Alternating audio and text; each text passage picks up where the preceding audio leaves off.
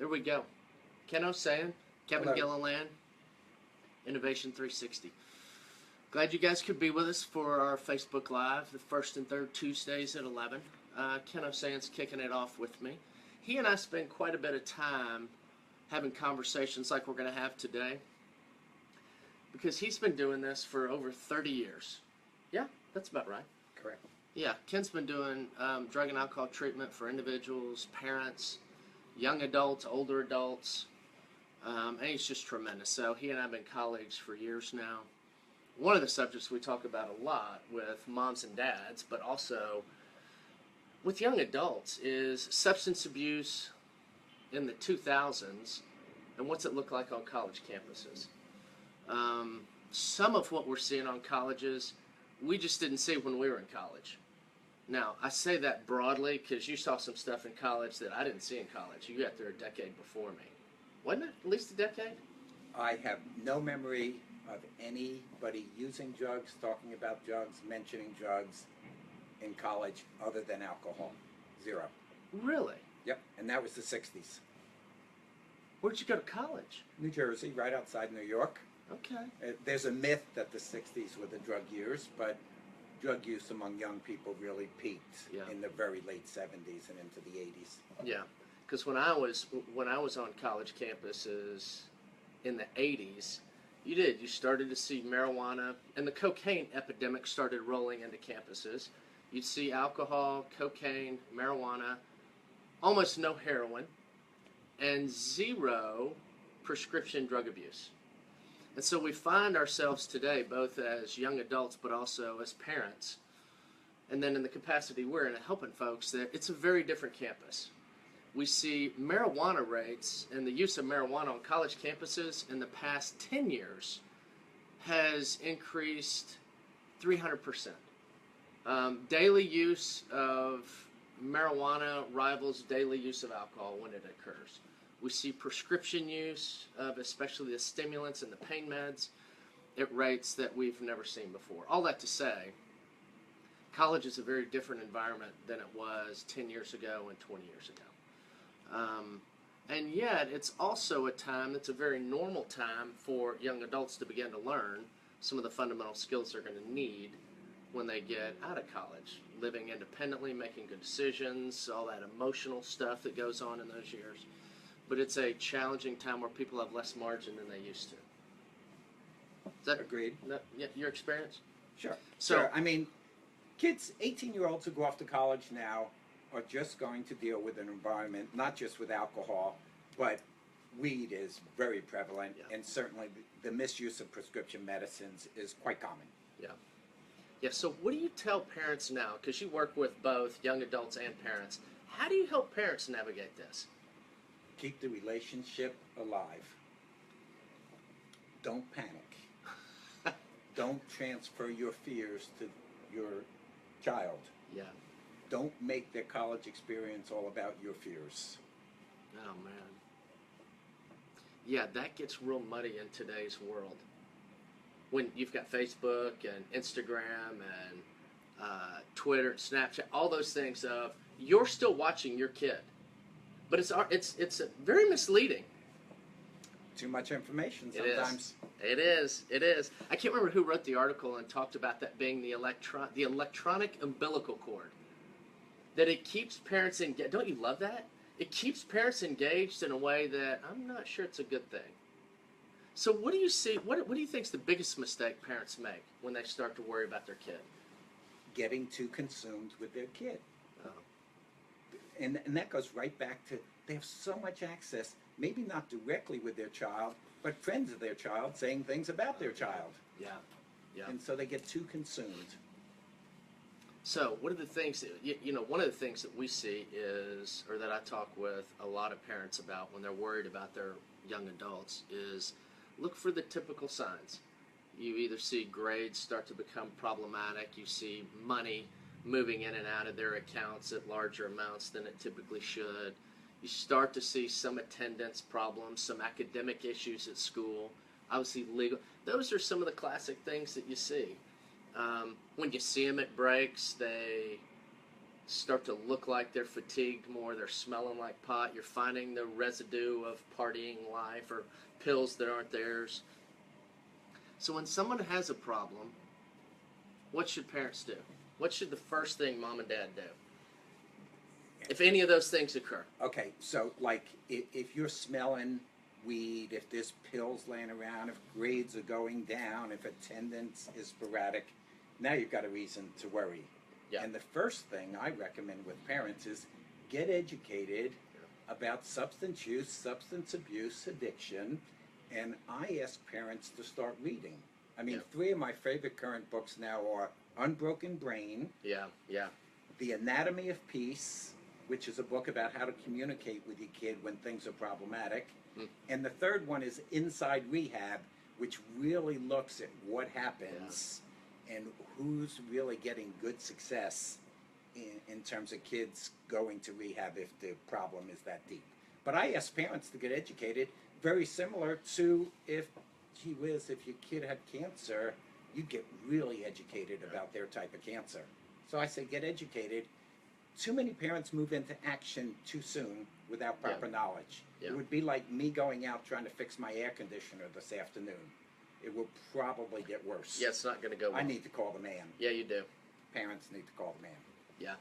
Because I think, and you and I have talked about this a lot, what you see, and this will get all sorts of email. Send your email to Ken Osan at his email. I don't have an email address. That's why I say send it to Ken. You and I talk about this a lot and are on the same page. The vast majority of what we see in college is abuse, misuse of substances, and is not an addiction. Agreed. We Sometimes there's addiction. Yes. But most of the time, there's the forerunner of addiction. Yes. But it's not addiction. It's not. It's adolescent substance use and misuse. Yeah, because part of what they're learning is they're learning to manage funds, right? That's one of the things you want young adults to learn when they go to college is how do you manage your money? And you learn that by spending all your money too soon and getting in a pinch. Usually, except for all the people that are accounting majors, they do better at that than those of us that weren't accounting majors. Not sure I agree with that. Well, we'll argue about that later. But the other piece is the same thing with substances, is you're learning how do I interact with this responsibly?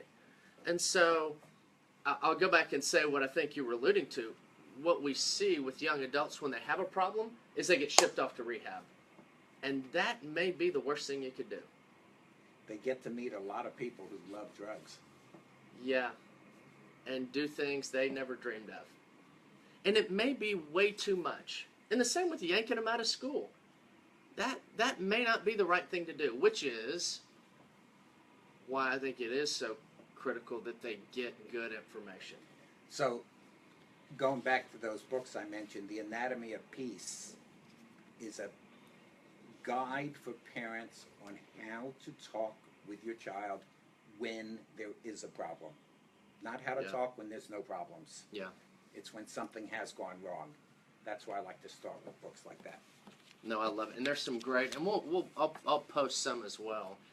There's some great websites that give great information that help people look at, okay, what's normal drinking? What's normal drinking for a woman or for a man? And how do I manage prescription medications? Because there's been a lot of that in the news lately, and we see it on campuses like we've never seen it. But stepping in at the right level is just critical. And to your point, it's how do you keep the conversation open? And for parents to step in at the right level, there's got to be a calmness that they have. Yeah. Because if their fear starts taking over, that's what's going to be communicated, not what they're really concerned about, and that's the welfare of their child. That's what they're really concerned about. Yeah, and that gets lost. It gets A lot of times. Tough.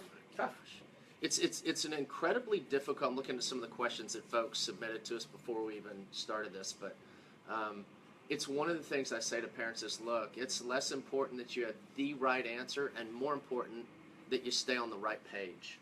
That the two of you are on the same page of, here's our expectations, here are the things that we're talking about, here's the direction we're moving. Your kids need that, and they need your best thinking, because it's an incredibly difficult thing. How do I keep my anxiety from spilling over and interfering with this? All right, question here. I'll find. Let's look at a couple of these. One of these I liked, and this I'll just enjoy your answer. My students on the other side of struggling with drugs and alcohol and an addiction. How do I keep them from relapsing? As if you have that kind of power. Yeah, like you can do that. You can't do that. Well, you do anything you can in terms of empathy, encouragement, support, compassion to keep them engaged in the recovery process. That's what you do. That's it. That's what you do. And you take care of yourself so that you're not obsessed with them relapsing. That's not a good way to prevent relapse, by getting obsessed about relapse. No. Doesn't have a good model. Because doesn't have a good solution. That will be your topic of every conversation you have with them. And then they're just not going to want to talk to you anymore. And there's some great resources out there as well, collegiate recovery, and we'll hit on some of those. All right, one more quick one. My students away at school, long way away. What can I do to support them?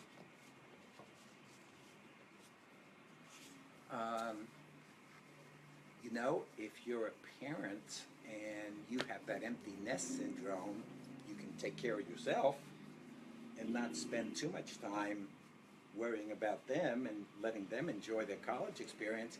Then if warning signs come up, then you go into action. Don't go into action before warning signs. I mean, if they're going to class and they seem to be enjoying their college experience and grades are good and all, there's not a lot you're supposed to be doing, because this is their time to flee. Yeah, and it's their time to practice things, and I think the most valuable thing, and it's the most difficult transition for parents, is you have young adults. Don't call them kids anymore. They're young adults. And how do you interact with those young adults like you would another young adult at that stage, and start to begin to talk to them in ways that you want to talk to them for 2, 3, 4, 5 more decades? That's the job, I think, for parents, is to begin to practice that. They don't need lectures and sermons. Those periods are over. It's how do you transition into an adult relationship with someone that's still dependent on you, but starting to do some of their own stuff. What were you going to say? My kid's 38, so I can't give him any lectures? Oh, no, you can lecture him. Oh, okay, good. He's just going to tell you he has to go. Hey, Dad, got to go. Sorry. Hey, the other line's ringing. Nah, he's still scared of me. Yeah. Yeah. You never lose the fear. That never goes away. But yeah, it's learning to talk in a very different, and don't be afraid to ask about those subjects. And to talk about, hey, what's it like on campus now? Or how are you doing with this? Or start to have those conversations. So, agreed. All right, we're out of time already today. Remember, our next time, we're going to talk about, okay, so kids are gone now. How do we as parents deal with the issue of alcohol consumption? What's normal, what's not normal? And the house has gotten awfully quiet now that all the kids have left, and you find yourself in a really different place in your marriage, possibly. And what does that look like, and how do we step into that well? And remember, first and third Tuesdays, 11 o'clock. He'll be back. Bye-bye. So will I. We'll see you in 2 weeks.